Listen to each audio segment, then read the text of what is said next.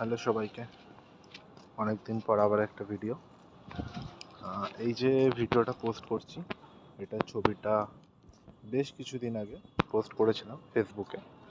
তো সেখানে খুব ভালো রেসপন্স পেয়েছিলাম, সবাই খুব কমেন্ট করেছিল, ভালোবাসা দিয়েছিল, খুব রিচ গেছিলো ছবিটা। তো ভিডিওটা শ্যুট করা ছিল, তো ভাবলাম পোস্ট করা যায়, তাই পোস্ট করছি।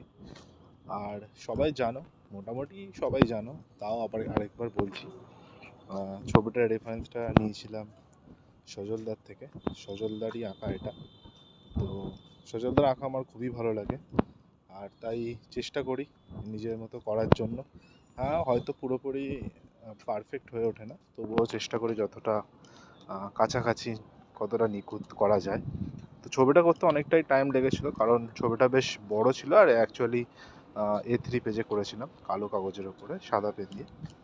তো ওই জন্য টাইম লেগেছিলো, তাই ধীরে ধীরে ধরে ধরে কাজটা করেছিলাম, তাড়াহুড়ো করিনি।